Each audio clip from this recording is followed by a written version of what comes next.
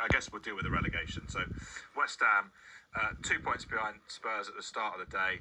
3-0 win against Leeds, not enough to secure their safety. Spurs beat Everton 1-0 at home. I think Spurs have only won 3 times at home this season. And West Ham, you just sort of thought, in the first half, I don't know if you were watching, I was watching both West Ham and Spurs sort of simultaneously.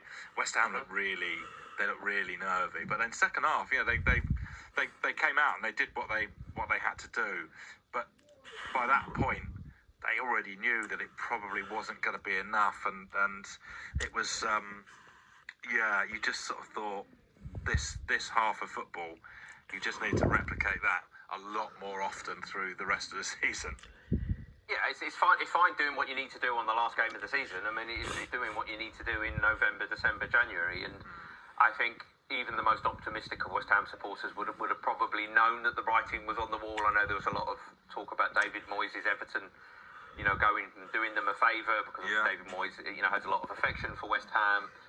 But Everton didn't really show up, particularly against Tottenham, and West Ham were very good in the second half and blew a Leeds team away who weren't really playing for anything. So Leeds were good in the first half, actually, I thought. But then they are literally playing for nothing, really. They're playing for nothing in the second half away from home, and you're thinking of your holidays. It's easy to do that. And this relegation has been coming for West Ham, and we've talked about it in this podcast. You can trace it all back to that decision to get rid of David Moyes because the football wasn't attractive enough. That seemed to be the main complaint.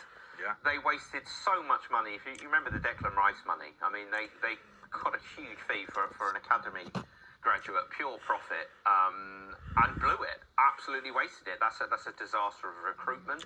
The managerial appointments, Lopetegui and Potter, didn't work out, so they're burned through managers as well. And it's just been a terribly run football club for some time, a toxic football club with a divided fan base, no great love of anything to do with the match-going experience of going to watch home games. I think there's going to be a lot of reflection, there's going to be a lot of animosity, there's going to be a lot of recriminations coming after this. I don't think it's that big of a surprise. I mean, that's the most damning thing you can say. They are a poor football team, a badly run football club, and ultimately, this is always the risk you're going to take. And they've fallen out of the Premier League, and it's an absolute disaster for them reputationally and financially as well. But it's been coming. It's been coming. Their captain scored their second goal, Jared Bowen. Obviously, he would have been disappointed not to make the England squad. And when he scored the goal, his celebration was, he looked like he'd just eaten a horrible cake, actually.